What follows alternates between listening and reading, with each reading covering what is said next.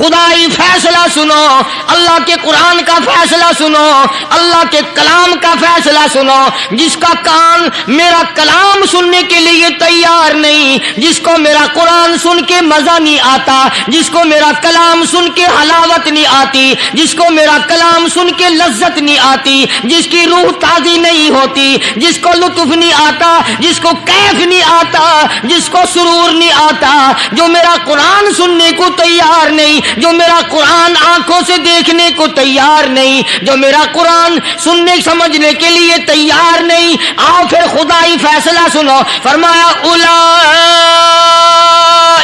کالانعام، میرا فیصلہ نہیں، کسی پارٹی کا فیصلہ نہیں، کسی فرقے کا نہیں، کسی طبقے کا نہیں، کسی جماعت کا نہیں۔ فرمایا اولئک الانعام، پیدا کرنے والا مالک و خالق کہتا ہے مجھے اپنی کبریائی کی قسم یہ سارے جانور ہیں۔ السلام علیکم ورحمۃ اللہ وبرکاتہ۔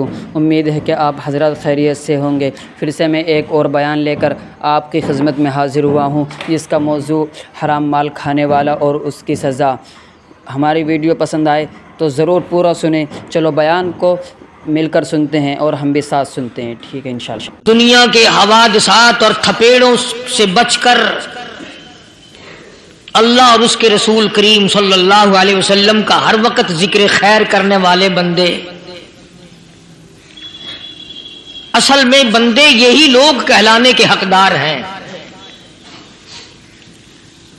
میری تیری غلطی ہے کہ ہم اپنے آپ کو بندہ سمجھتے ہیں۔ بندہ بننا بڑا مشکل ہے۔ صوبے سندھ سکھر کے علاقے میں حضرت مولانا تاج محمد صاحب امروٹی رحمت اللہ علیہ بہت بڑے بزرگ اور عالم گزرے ہیں۔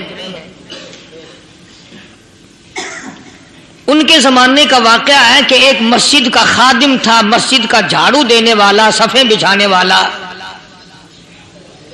اس زمانے میں بجلی کہاں تھی، مسجد میں پانی بھرنے والا، مسجد کی صفائی کرنے والا، مسجد کا خادم، جس کی آج ہمارے یہاں کوئی حقیقت نہیں، کوئی مقام نہیں۔ حالانکہ حدیث پاک میں آتا ہے کہ جس کو اللہ پاک اپنے دربار کا خادم بنا لے اسے اور کیا چاہیے۔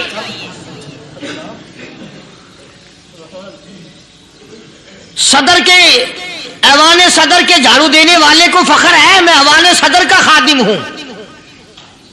گورنر ہاؤس کے جھاڑو دینے والے کو فخر ہے میں گورنر ہاؤس کا خادم ہوں۔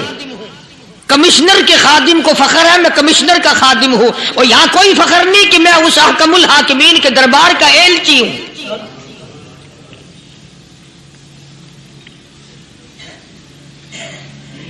ایسا آدمی جب اللہ کے دربار میں پیش ہوگا اور اللہ پاک پوچھے گا کہ تو دنیا میں کیا کیا کرتا تھا، جواب دے گا الہی اپنے دربار سے پوچھ۔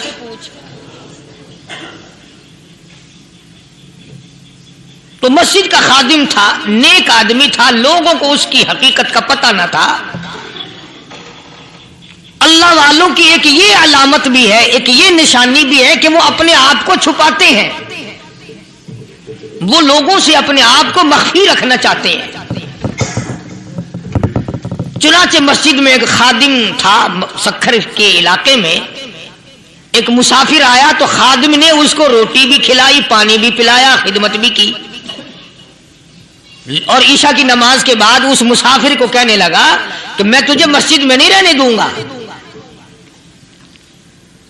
اب وہ مسافر بڑا حیران کہ یار نیک آدمی معلوم ہوتا ہے، مجھے کھانا کھلایا، میری خدمت کی، اب یہ مجھے مسجد سے کیوں نکالتا ہے؟ اس نے کہا صاحب مسجد میں کسی کو سونے کی اجازت نہیں، میں مسجد میں نہیں رہنے دیتا کسی کو بھی۔ تو مسافر کہتا ہے کہ اس کے کہنے سے میں نکل تو گیا، دل میں میرے یہ کہ کوئی خاص بات ہے، ورنہ یہ آدمی نہ تو نفرت کرنے والا، نہ تکبر کرنے والا، نہ فخر کرنے والا ہے کوئی بات۔ پہلے زمانے میں لوگ سوچا کرتے تھے، اب تو ایک منٹ میں کفر کا فتویٰ لگا دیتے ہیں۔ اب اگر آج کوئی اس نیت سے کہہ دے مسافر کو کہ بھئی یہاں چوری ہو جاتی ہے، لاؤڈ اسپیکر چوری ہو جاتے ہیں، گھنٹے چوری ہو جاتے ہیں، لہذا مسجد میں نہ سو، اور کوئی مسیت ہے تو پھر تھانہ ہویا کہ مسافر اس وقت تو نکل گیا اور دور جا کر کے عشاء کی نماز کے بعد پھر واپس آ گیا، تو مسجد کے خادم نے سارے دروازے بند کر لیے اور دروازہ بند سارے بند کر کے رات کو اللہ اللہ کرنے بیٹھ گیا۔ مسافر کہتا جب وہ کہتا تھا اللہ ہو کہتا اتنی روشنی مسجد میں ہوتی تھی کہ مجھے کڑی اور شتیر نظر آتے تھے۔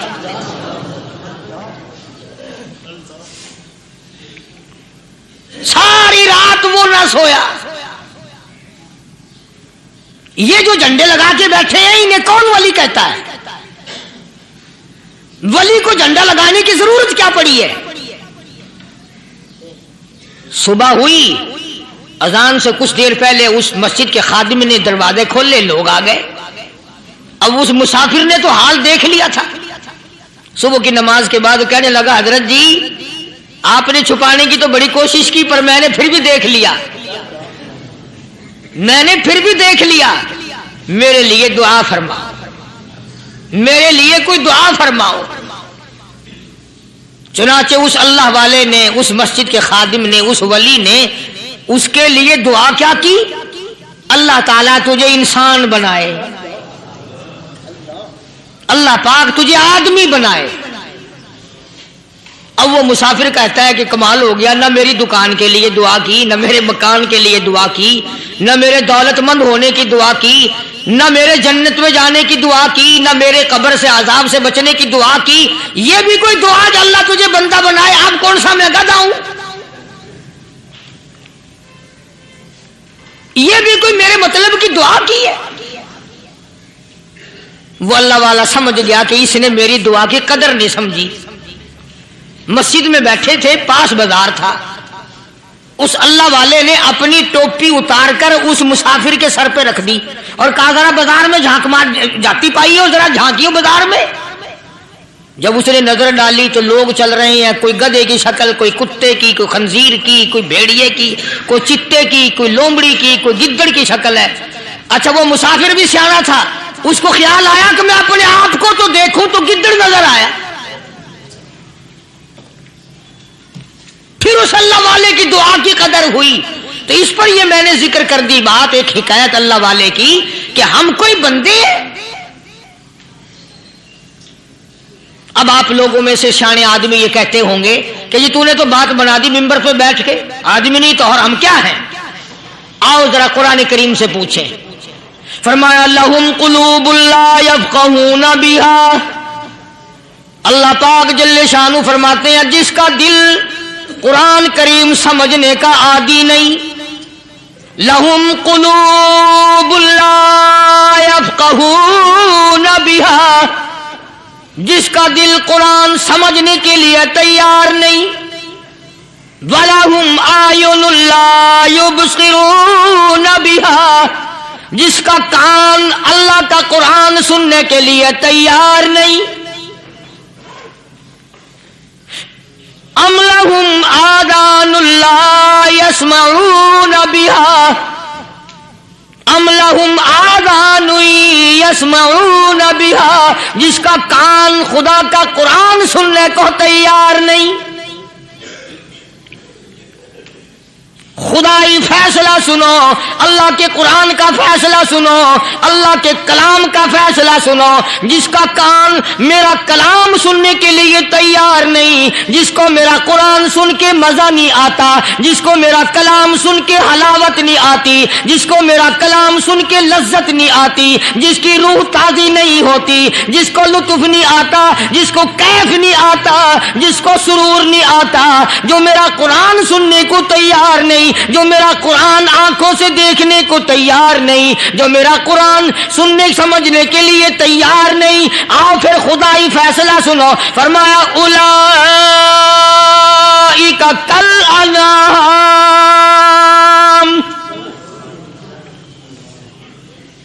میرا فیصلہ نہیں، کسی پارٹی کا فیصلہ نہیں، کسی فرقے کا نہیں، کسی طبقے کا نہیں، کسی جماعت کا نہیں. فرمایا اولئک الانعام. پیدا کرنے والا مالک و خالق کہتا ہے مجھے اپنی کبریائی کی قسم یہ سارے جانور ہیں.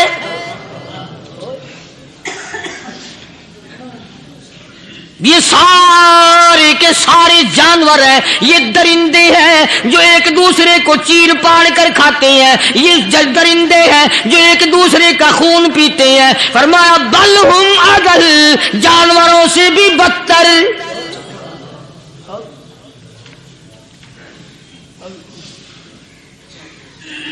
جس کے دل میں قرآن سن کر ترس نہیں، جس دل میں رحم نہیں، اپنے سے کمزور دیکھ کر جس کے دل میں شفقت نہیں، مہربانی کا مادہ نہیں، فرمایا وہ کوئی بندہ ہے، وہ تو جانور ہے. اور خدا غضب میں آ گیا، فرمایا بل ہم اضل، اس سے بھی بدتر.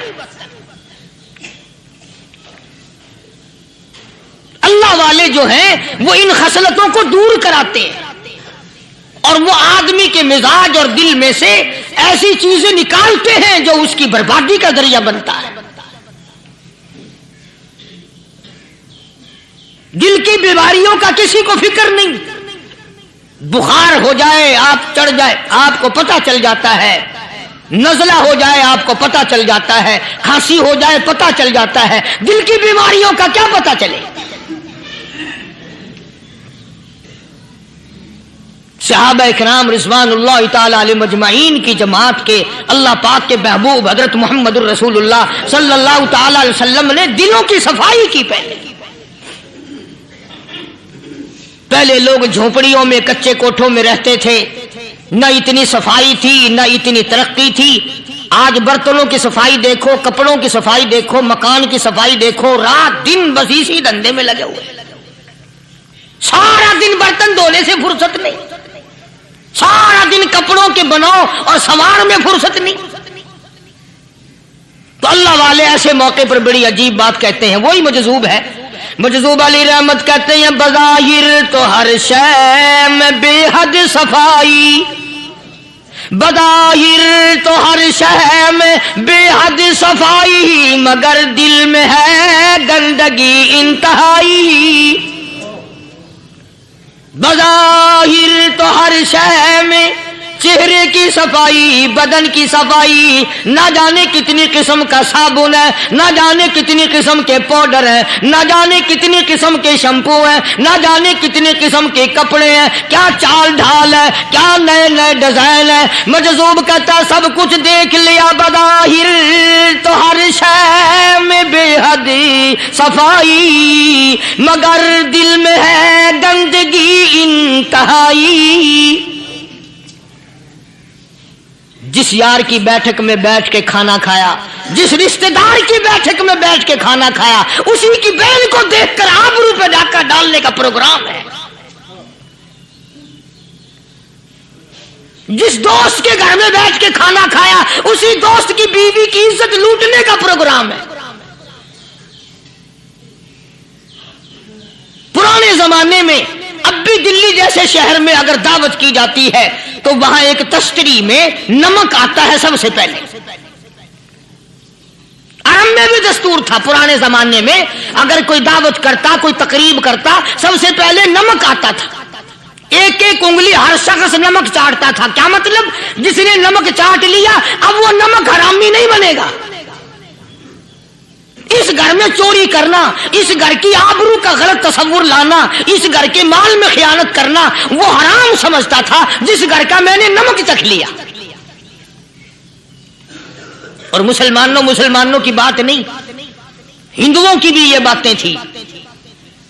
مولانا محمد علی صاحب جلندری سب قید رحمت اللہ علیہ فرمایا کرتے تھے کہ ایک سکھ تھا بہت بڑا ڈاکو، مسلمان اور ہندو مل کر اس کو ساتھ ملا کر کے لے گئے کہ یہاں اس گاؤں میں اس پنڈ میں ڈاکہ ڈالے. سفر کر کے گئے، تکلیف اٹھا کے گئے. اس سکھ ڈاکو نے پوچھ لیا کہ یہ کون سا گاؤں ہے کہ یہ فلانا ہے.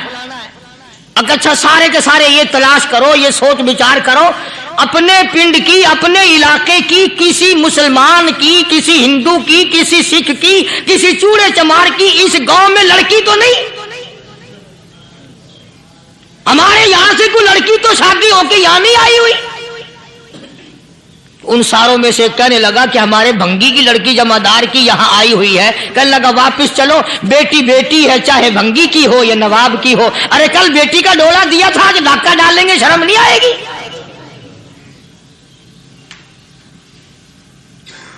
आज वो तसव्वुर कहां चले गए? और हम सब रोते फिरते हैं, सुकून नहीं, सुकून नहीं, इत्मीनान नहीं। अरे इत्मीनान आएगा कैसे? हमारे दिल बेईमान है, नीयतें खराब है, आएगा कहां से? सहाबा किराम रिज़वानुल्लाह ताला अलैहिम अजमईन की जमात ने इस कदर इस बात पे मेहनत की और कोशिश की कि गलत लुकमा भी पेट के अंदर ना चला जाए।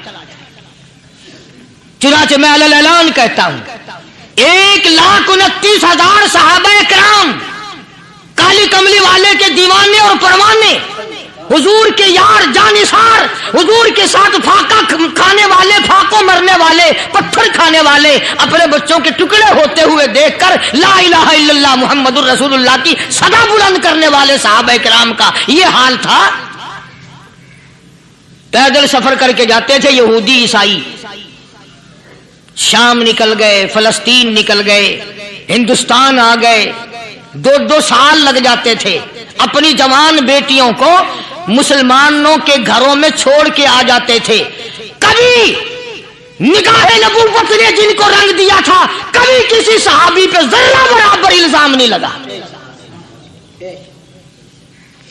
उन यहूदियों का, उन ईसाइयों का यह अकीदा था कि मोहम्मद सल्लल्लाहु अलैहि वसल्लम के जो गुलाम हैं, इनकी निगाह भी पाक है, इनके दिल भी पाक है, इनके इरादे भी पाक है, इनके हाथ भी पाक है।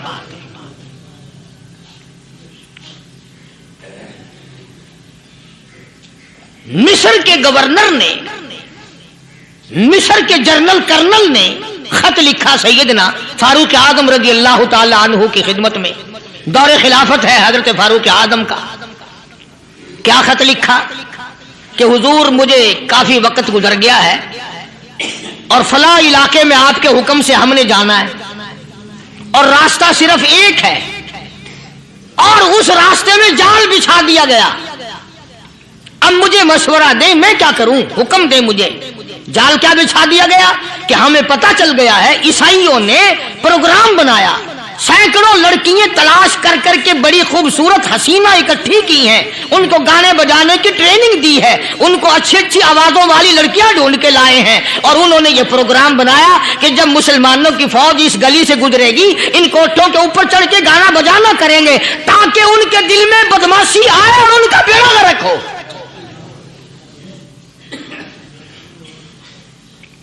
कभी काफिर का यह अकीदा था कि मुसलमान का दिल बिगड़ा तो ये गया, इसकी नीयत में खराबी आई और ये तबाह हुआ। जनाबे फारूक आज़म रज़ियल्लाहु ताला अन्हु ने उसे ये खत ने लिखा कि तू कुरान पढ़ा कर, तू नफिल पढ़ा कर। अमीर अल-मोमिनीन खलीफतुल मुस्लिमीन सैयदना फारूक आज़म रज़ियल्लाहु ताला अन्हु ने अपने जनरल कर्नल को खत लिखा कि इसमें लंबी चौड़ी फिक्र की कोई बात नहीं, इसमें कोई परेशानी वाली बात नहीं, कोई सोचो विचार वाली बात नहीं। सारे तेरी फौज में, तेरी कमान में मुसलमान है, सबको इकट्ठा कर ले, सारों को इकट्ठा करके कुरान करीम के सूरत नूर की 2 आयतें सुना दे।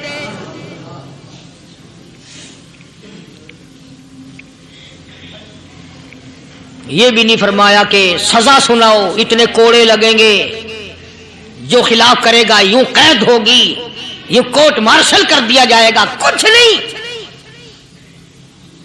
जनाबे फारूक आज़म रज़ियल्लाहु ताला अन्हु की राय देखो, उनके ख्याल में कुरान करीम में इतनी बड़ी ताकत है, इतनी बड़ी अजमत है, इतनी बड़ी करामत है, कलाम इलाही में इतना बड़ा शरफ है। ऐलान कर दिया, फरमाया अपने कर्नल को सारी फौज को, लश्कर को इकट्ठा करके कुरान करीम की फुला फुला आयत सुना दे।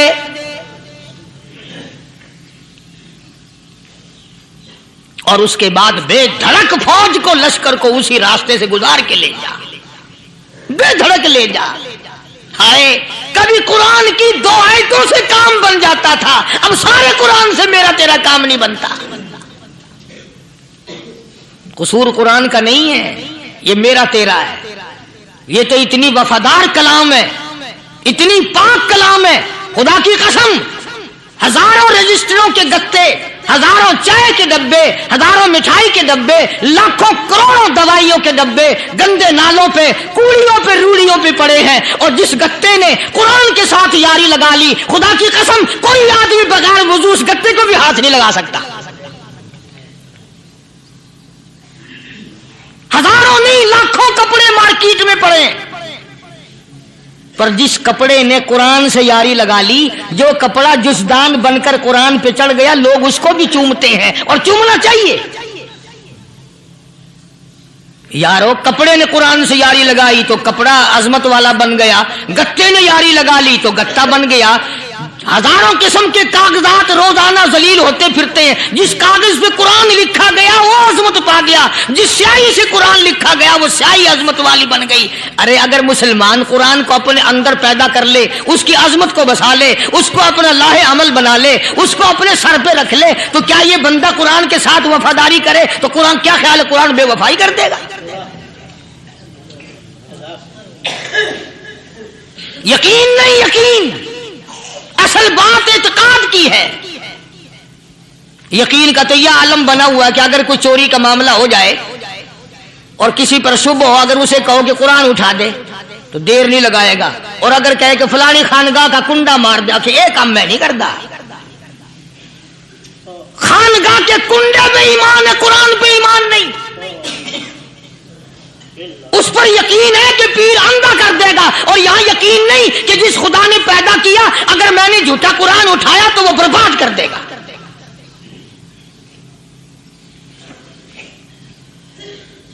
عجیب عجیب لوگ ہیں۔ چنانچہ مصر کے کرنل نے، مصر کے جرنل نے ساری فوج کو اکٹھا کر لیا۔ اس نے بھی یہ بات تو نہیں کہی کہ فاروق اعظم کو دوبارہ خط لکھتا کہ حضرت یہ تو 2 آیتیں آپ نے لکھی، یہ تو سارا قرآن روز پڑھتے ہیں، پر بنے گا کیا؟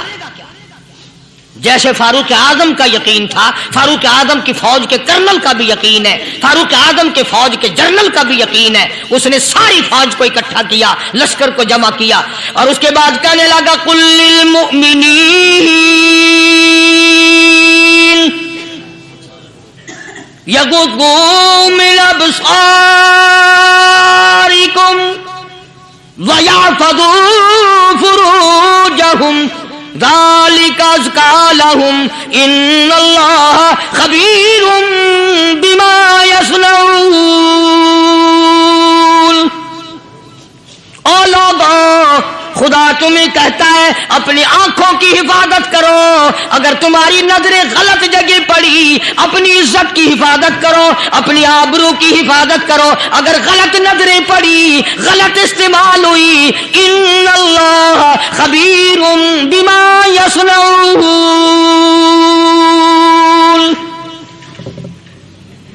اللہ پاک تمہارے ساتھ ساتھ ہے، وہ ہر چیز کو دیکھتا جائے گا، وہ ہر چیز تمہاری دیکھے گا۔ چنانچہ تاریخ شاہد ہے، ابن حشام نے لکھا ہے، ابن خلدون نے لکھا ہے، اور کئی مورخین نے لکھا ہے کہ جب مسلمان جرنل نے، مسلمان کرنل نے اپنی فوج کو قرآن کی 2 آیتیں سنائی اور اس کے بعد حکم دیا چلو، تمام کا تمام لشکر چل رہا ہے، ادھر ڈھول بجا، دھماکے بجے، گانا شروع ہوا، گانا بجانا شروع ہوا، ساری فوج نکل گئی، سارا لشکر چلا گیا۔ لڑکیوں نے دیکھا کہ یہ تو ختم ہو گئے، نیچے آواز دے کے کہنے لگی اور جانے والوں یہ ساری فوج کئی اندھوں کی فوج تو نہیں؟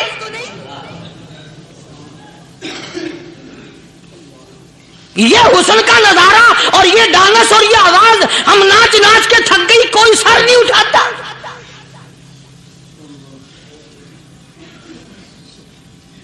اور آج دیکھ لیں آپ، ہر گھر کے اوپر وہ لگا ہوا ہے ایریل، لعنت کا ایریل لگا ہوا ہے، لعنت کا ایریل۔ حاجیو تم کیا کہتے ہو کہ ہمارے گھر کا اس میں کیا بگڑے گا؟ خدا کی قسم وہ بگڑتا ہے، وہ دیمک لگتی ہے، وہ تباہی پھرتی ہے، تمہیں پتہ بھی نہیں چلتا۔ تم نے کیا سوچ رکھا ہے؟ मुसलमान कर्नल के हुक्म पे सारी फौज निकल गई। नाचने वाली गाने वाली लड़कियां ईसाइयों की हैरान है, क्या हुआ? लाखों की तादाद में फौज गुजर गई, कोई निगाह उठा के नहीं देखता। एक मुसलमान सिपाही गुजरता गुजरता नीची नजरें किए कहने लगा, सर कैसे उठाए, निगाह कैसे कोई उठाएगा? ये सारे के सारे अल्लाह का कुरान सुनकर आए हैं।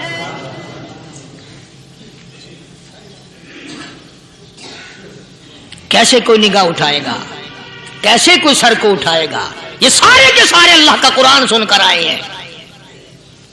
उनका अमल हुआ ना कुरान पे, उनके अमल का कितना बड़ा असर पड़ा। मुर्रिखीन ने लिखा, इब्न हिशाम लिखता है, ईसाई लड़कियों ने छलांगे लगा दी, कोठे से नीचे आ गई, कहने लगी, ओ मुसलमानों, वो कुरान हमें भी सुना के जाओ जिसमें इतनी स्पिरिट है, इतनी ताकत है, जो हुस्न के नजारे से रोक दे, जो गाने बजाने से रोक दे। ये तो आदमी के दिल का सुकून है, ना गाना सुनते हो ना हुस्न का नजारा करते हो। जाते वाले यूं ना जाओ, हमें भी वो कुरान सुना के जाओ।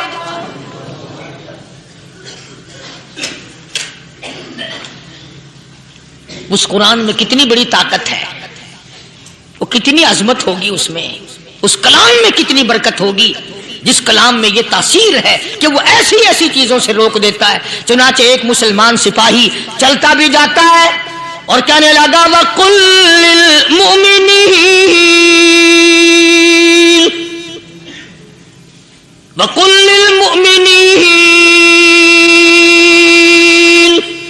कुरान की आयत पढ़ के सुनाई। सैकड़ों नहीं बेशुमार लड़कियां एक मुसलमान की जुबान से अल्लाह का कुरान सुन के कहने लगी, और जाने वालों छोड़ के ना जाओ, हमें भी कलमा पढ़ाओ। जितनी भी वो नाचने गाने वाली थी, तमाम की तमाम कलमा पढ़कर मुसलमान बन गई। और मुर्रिखीन ने लिखा है, आखिरी दम तक कुरान की शहदाई और दीवानी बन के गुजरी है। फिर वो लड़कियां जो रात दिन हुस्न जमाल का पैकर बनी रहती थी, उलमा ने लिखा है, जब मौत आई, एक एक के बदन में कपड़े लिबास में मौत आई तो 50-50 टाटी लगी हुई थी। दोस्तों, उम्मीद है कि कारी हनीफ मुल्तानी साहब का ये बयान हराम कमाई के मुतालिक ज़रूर बहुत ज़्यादा पसंद आया होगा। हमारी वीडियो अच्छी लगी हो तो हमारे चैनल को ज़रूर सब्सक्राइब करें। चलो मिलते हैं अगली वीडियो में।